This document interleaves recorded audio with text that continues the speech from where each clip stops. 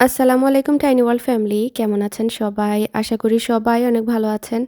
আলহামদুলিল্লাহ আমরা সবাই ভালো আছি। তো নতুন আরেকটি ভ্লগ শুরু করতে যাচ্ছি। আশা করছি আপনাদের ভালো লাগবে। তো সকালবেলা বাচ্চারা বাসায় ছিল। তো আজকে ব্রেকফাস্ট বানাচ্ছি। এখানে হচ্ছে হ্যাশ ব্রাউন করেছি আর ডিম করে নিয়েছি, সাথে হচ্ছে ক্রুসান্ট। ক্রুসান্ট আমার কাছে এরকম জাস্ট তাওয়ার মধ্যে ছেঁকে খেতে খুবই ভালো লাগে। মানে পুরা একটা স্মেল হয় আর মানে অন্যরকম একটা মজা লাগে। আমার যেকোনো ব্রেড টোস্টারে দিয়ে খাওয়ার থেকে মনে হয় চুলায় মানে ভেজে বা খোলায় ভেজে খেতে ভালো লাগে। আর উপর দিয়ে যদি একটু কনডেন্স মিল্ক দেয়া যায় তাহলে তো আর কথাই নেই। তো চাটাও বানিয়ে নিয়েছি। দুধ চা যদিও বা শরীরের জন্য ভালো না, কিন্তু কি করব? দুধ চা না খেলে মনে হয় তো আমি চাই খাইনি, এরকম একটা অবস্থা। তো আলহামদুলিল্লাহ এই ছিল আমাদের আজকের সকালের নাস্তা। এখানে সকালবেলা আমি সকল তরকারি বা মাছ এগুলো বের করে রেখেছি, কারণ এগুলো ভিজতে একটু সময় লাগে। আর আজকে প্ল্যান করেছি যে আমার একটা ছোট বোনকে অল্প একটু রান্না করে দিব। ও প্রেগনেন্ট। তো কথা প্রসঙ্গে ওই দিন বলছিল ওর ইলিশ মাছ দিয়ে পেঁপে দিয়ে খেতে ভালো লাগে, বা ওর আম্মার হাতের রান্নার কথা মনে পড়ছিল আর কি। তো ভাবলাম একটু রান্না করে দেই। আমার অনেক কিছুই ওর জন্য করার ইচ্ছা ছিল, কিন্তু আসলে সময় আর আমার যে মুভিংয়ের এই ব্যস্ততায় কত কিছুই করা সম্ভব না। আর ওর বাসা আমার বাসা থেকে একটু দূরেও, সেজন্য পসিবলও হয়ে ওঠে না। তো এখানে হচ্ছে অ্যামাজনের বাক্স এসে ভর্তি হয়ে যাচ্ছে। আমি তো অনলাইনে এটা সেটা অর্ডার করতেই আছি নতুন বাসার জন্য। এখানে আসে দেন নতুন বাসায় নিয়ে সেটা ফিক্স করতে হয়। মানে এরকম অবস্থা। ওই বাসাতে এখনও ডেলিভারি মানে দেইনি, কারণ হচ্ছে যে অনেক সময় আমরা থাকি না, তো আসলে পরে নষ্ট হয়ে যাবে, বা ঘরে ভেতরে ঢুকানো আরেকটা দায়িত্ব। আর মিস্ত্রিরাও অলরেডি কাজ করছে ওইখানে। তো অনেক আপুরাই বলছেন আপু হাউস টুয়ার চাই, আপুরা একটু ধৈর্য ধরেন। বা আমি আসলে চাচ্ছি যে একটু গুছিয়ে নেই সব কিছু, তারপরে আপনাদের সাথে শেয়ার করব। আমি আমার মুভিং জার্নিটা আপনাদের সাথে শেয়ার করছি ইনশাল্লাহ। আমি আস্তে আস্তে যতটুকু রেকর্ড করেছি শেয়ার করব ইনশাল্লাহ। কারণ ওইভাবে আমি আসলে ব্লগ করতে পারিনি। বাস্তবতা যেটা, সত্যি কথা বলতে, আমি ব্লগার নামে মাত্র ব্লগার নাম লাগিয়েছি ঠিকই ব্লগে। বাট আমি আমার কমফোর্ট জোন বা আমার যখন মানে সুবিধা হয় তখন রেকর্ড করি। বাট যে শুধু ব্লগ করব বলে রেকর্ড করা আমার পক্ষে কখনোই, বা ব্লগিং লাইফের কোনো দিনও সম্ভব হয়নি, সত্যি কথা বলতে। তো এই জন্য দেখা যায় যে আমি ওইরকমভাবে সব ক্লিপও নিতে পারিনি। তো আমি আদেনা বাবার সাথে ওই দিন বলছিলাম যে আমি এমন একজন ব্লগার মুভ করলাম, মানুষ কত ব্লগ করতো বা বিফোর অ্যান্ড আফটার করতো, আমি জানি না কি করেছি। তারপরও টুকটাক চেষ্টা করেছি রেকর্ড করার জন্য, নিজেদের মেমোরি কালেক্ট করার জন্য আমার ঘরটা কেমন ছিল বা কিভাবে কি হচ্ছে না হচ্ছে এগুলোর জন্যই আর কি। তো যাই হোক, আপনারা একটু ধৈর্য ধরবেন, আমার সাথে থাকবেন ইনশাআল্লাহ। আপডেট পেয়ে যাবেন। আর আমাদের জন্য কাইন্ডলি দোয়া করবেন যাতে আল্লাহ তাআলা সব কিছু ইজি করে দেন। তো এখানে হচ্ছে আমি ইলিশ মাছ ভেজে নিয়েছি, তারপরে পেঁপেটাকেও কেটে নিচ্ছি। আদিয়ানে বাবাকে দিয়ে পেঁপেটা এনেছিলাম। তো চেষ্টা করছি আমার মানে মনের একদম মাধুরী মিশিয়ে রান্না করতে, মানে স্লো মোশনে আজকে রান্না করছিলাম যাতে রান্নাটা একটু মজা হয়, মানে যত্ন করে রান্নার চেষ্টা করছিলাম। আর ও একটু ভাজা মাছ পছন্দ করে, তো এই জন্য কড়া করে ভাজছিলাম। আমি মাছ ভেজেই রান্না করি বেশিরভাগ সময়, বাট দেখা যায় অনেক সময় ইলিশ মাছটা কাঁচাও রান্না করে খাই, মানে ভালো লাগে ফ্লেভারটা। তো ওর কথা মাথায় রেখে ভালো করে কড়া করে ভেজেছি। তারপরে পেঁয়াজ বাটা রসুন বাটাও ব্লেন্ড করে আজকে একদম রান্না করছি। আর টক একটা রান্না করব, আদা জামির বলে, সেটা আমাদের সিলেটের একটা মানে খুবই জনপ্রিয় একটা টক। আর আমার আদিয়ানা বাবার আমাদের দুজনেরই খুবই পছন্দের। আর মিক্স একটা ভেজিটেবল করব, মানে ওর মানে মুখ থেকে যেই আইটেমগুলোর নাম শুনেছিলাম আর কি। তো আমি সেই আইটেমগুলোই করার চেষ্টা করছি। জানি না ওর কতটুকু মজা লাগবে বা লেগেছে। বলেছে আমার কাছে ভালো লেগেছে, ও খুবই খুশি হয়েছে। আসলে আমি চেষ্টা করেছি জাস্ট মানে সামান্য কিছু ওর জন্য করার জন্য। কারণ প্রেগনেন্ট হলে আমি সবসময় দেখা যায় যে প্রেগনেন্ট মানুষের জন্য আলাদা করে করার চেষ্টা করি, আমার ভালো লাগে। কারণ নিজে যে প্যাম্পারটা পাইনি ৩টা প্রেগনেন্সিতে, তখন মানে সবসময় মনে হয় যে আমি সেই কেয়ারটা বা প্যাম্পারটা অন্যকে করতে চাই। ইভেন বাচ্চা হওয়ার আগেও আমি অনেক প্রেগনেন্ট মানুষের জন্য অনেক করেছি, মন থেকে করেছি, আমি খুশি হয়েই করি। কারণ মনে হয় যে এই একটা সময় মানুষের লাইফের সব থেকে ভালনারেবল টাইম। আর মেয়েদের প্রেগনেন্সি টাইমের কথাটা মনে হয় আজীবন মনে থাকে। আপনাকে যে যেটা করবে সেটা মনে হয় মৃত্যুর আগ পর্যন্ত আপনার মনে থাকবে যে না ওই মানুষটা আমাকে এতটুকু জিনিসও করেছে বা খাইয়েছে, এরকম একটা ব্যাপার। তো আমার প্রেগনেন্সি টাইমে আমি আমার বান্ধবীর কথা কোনো দিনও ভুলবো না। মোসানার কথা তো প্রায়ই বলি। তো আমি আমার আদিয়ানকে নিয়ে যখন প্রেগনেন্ট ছিলাম তখন শুধু আমার কচুর লতি খেতে ইচ্ছে করতো, মানে এত ক্রেভিং হতো যে আমি ঘুমের মধ্যে স্বপ্নে দেখতাম যে আমি হেঁটে হেঁটে চলে গিয়েছি কোনো একটা গ্রামে, আর মাটির চুলায় দেখতাম যে কেউ হয়তো বা রান্না করছে, সেটা হচ্ছে কাঁঠালের বিচি দিয়ে লতি, কচুর লতি যেটা। আর এত মানে ক্রেভ করতাম। তো আমাদের মিশিগানে তখন তো ওই রকম জিনিস পাওয়া যেত না, কাঁচা বাজার যেটা এখন যেরকম পাওয়া যায় ওইরকম কিন্তু আজ থেকে ১৩ বছর আগে এরকম ছিল না। আদিয়ানের তো ১৩ হয়ে গিয়েছে। তো মোসানা করেছে কি ইংল্যান্ড থেকে আমার জন্য ১০০ পাউন্ড শুধু ডেলিভারি ফি দিয়ে কচুরলতি পাঠিয়েছিল। সো এই কথাটা আমার মানে আজীবন মনে থাকবে, যতদিন বেঁচে থাকবো মনে থাকবে যে এফোর্টটা বা একটা কেয়ার জিনিসটা। তো আল্লাহর ভালো করুক। আসলে খাবার-দাবার কিছুই না। মানুষের মায়া বা আন্তরিকতা সেটাই হচ্ছে বড় জিনিস। আর সম্পর্ক সবার সাথে আল্লাহ তাআলা যাতে সুন্দর রাখেন। কার সাথে কখন কীরকম হয়ে যায় সম্পর্ক বলা যায় না। মানুষের লাইফের পরিস্থিতি কখন কি হয়। তবে যে যেটা করে ভালো করলে সেটা মনে থাকে, আবার খারাপ করলে সেটাও মনে থাকে কিন্তু। এটাই বাস্তবতা। এজন্য আমি বলব কখনোই কারো জন্য কিছু করে মন খারাপ করবেন না। যে আমি ওর জন্য এত কিছু করেছি, ও আমার সাথে বিনিময়ে এটা করলো। বাট আমি সিওর যে মানুষটার জন্য আপনি ভালো করবেন, সে মানুষটা আপনার ওই ভালো কাজটাও মনে রাখবে। আবার যদি কোনো খারাপ করেন সেটাও মনে রাখবে। So it's worth it. মানে মন থেকে যে কোনো কিছু করলে সেটা ফেলনা যায় না। আর আমি একটা জিনিস বিলিভ করি যে আপনি জীবনে যদি কারো ভালো চান, ভালো করেন, সবসময় যদি কারো মঙ্গল চান, আল্লাহ তাআলা আপনাকে হয়তোবা ওই মানুষটার কাছ থেকে সেটা ফেরত না দিলেও, যে আপনার মনের মতো করে ওই মানুষটা আপনার জন্য কিছু করবে আপনি আশা করেও পাচ্ছেন না, যেটা না করলেও আল্লাহ তাআলা কিন্তু আপনাকে একদিক দিয়ে না একদিক দিয়ে পুষিয়ে দিবেন। হয়তোবা ধন সম্পদ দিয়ে, হয়তোবা বাচ্চা-কাচ্চা দিয়ে, বা হয়তোবা কারো আদর ভালোবাসা দিয়ে। মানে আল্লাহ পুষিয়ে দেন। আল্লাহ হচ্ছেন মার্সিফুল, মানে রহমত বরকতের মালিক আল্লাহ। আল্লাহ তাআলা কাউকে নিরাশ করেন না। সাময়িক হয়তোবা আপনি কষ্ট পাচ্ছি কোনো একটা কারণে।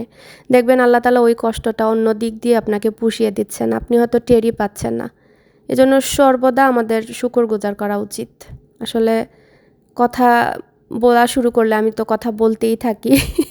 আমার একটা বদঅভ্যাস। যারা আমাকে ভালোবাসেন, পছন্দ করেন তারা আমার এই কথাগুলো পছন্দ করেন। আর যারা করেন না প্লিজ কাইন্ডলি ইগনোর করবেন। তো এখানে হচ্ছে রসুনের ভর্তা করছিলাম। এটা আমার লাইফের ফার্স্ট টাইম। তো রসুনগুলোকে খোসা সহকারেই আমি টেলে নিয়েছি। তারপরে আস্তে আস্তে খোসা ছাড়িয়ে নিচ্ছি। এটা একটু সময় সাপেক্ষ ব্যাপার, কারণ রসুনটা প্রথমে আমি একটা একটা করে খোসা মানে কোষগুলো আলাদা করেছি, দেন ভেজেছি। দেন হচ্ছে আপনার শুকনা মরিচগুলো একটু তেলের মধ্যে মানে সরিষার তেলের মধ্যে আপনার ভেজে তুলেছি। তো এগুলোই আর কি একটু টাইম নিয়ে ভর্তাটা করতে হয়, নয়তোবা ভর্তা খুবই ইজি রেগুলার ভর্তার মতো। আর এখানে মিক্সড ভেজিটেবল যেটা, সেটা হচ্ছে আপনার রসুন, পেঁয়াজ, তারপর সামান্য একটু আদা বাটা, হলুদ মরিচের গুঁড়া, ধনিয়ার গুঁড়া, এগুলো দিয়ে ভালো করে মাখিয়ে দেন আমি বসিয়ে দিয়েছিলাম। আর পানিটা হচ্ছে সেই সবজি থেকেই বের হয়েছে, আলাদা কোনো পানি দেইনি। তো এইখানে হচ্ছে আমি ভর্তার জন্য পেঁয়াজটাও ভেজে নিচ্ছি। মনে হচ্ছিল যে কাঁচা পেঁয়াজ থেকে ভেজে দিলে পেঁয়াজটা ভালো হবে। আর যে কোনো জিনিসই মানে ভর্তার ক্ষেত্রে একটা জিনিস আমি সবসময় লক্ষ্য রাখি, যদি বেশি দিন রেখে খেতে চাই বা সংরক্ষণ করার খেয়াল থাকে তখন তেলে ভেজেই করি, এতে করে নষ্ট হয় না ভর্তা সহজে। তো এখানে হচ্ছে পেঁয়াজটাও একটু মানে ব্রাউন কালার করে ভেজে দিয়েছি। তো রসুন দিয়েছি, লাল মরিচ দিয়েছি, শুকনা লাল মরিচ ভেজে দিয়েছি, তারপরে পেঁয়াজটা দিয়ে দিলাম। আর সরিষার তেল দিব, ব্যাস আর কিছুই না। আপনারা চাইলে ধনেপাতা দিতে পারেন, কাঁচা মরিচও দেওয়া যায় স্বাদের জন্য, মানে শুকনা মরিচের সাথে। That's it. দিয়ে এখন ভালো করে ব্লেন্ড করে নিলেই হয়ে যাবে মজাদার রসুনের ভর্তা।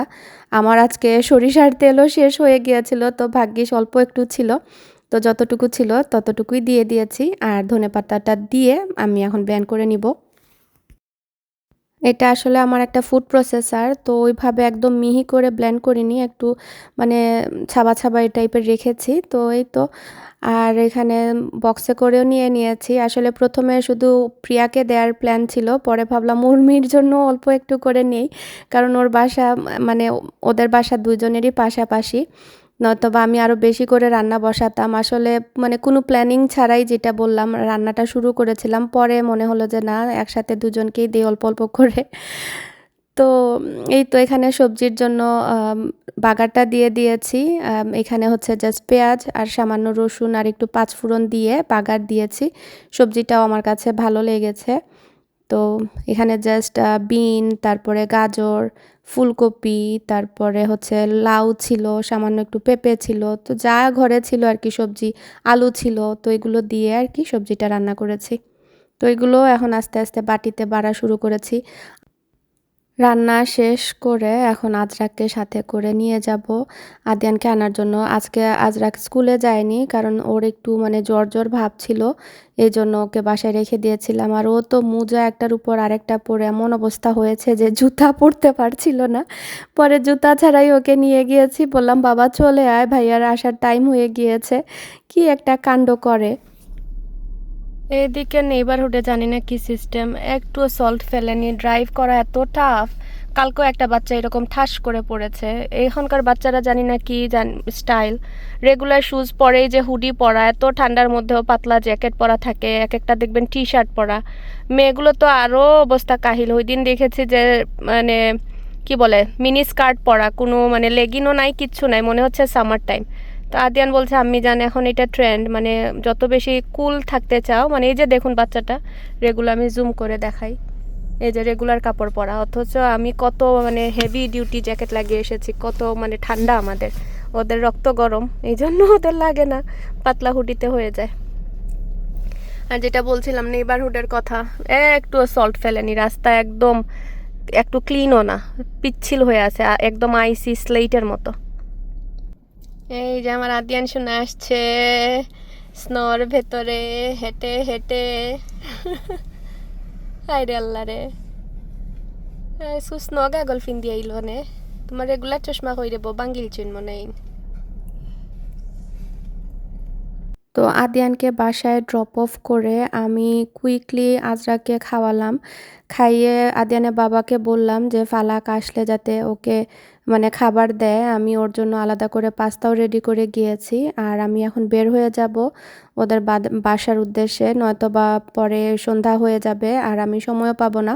আর এদিকে হচ্ছে আপনার আজকে আমার কারমেলার মা আমাদেরকে ইনভাইট করেছে ওদের বাসায় ডিনার করার জন্য।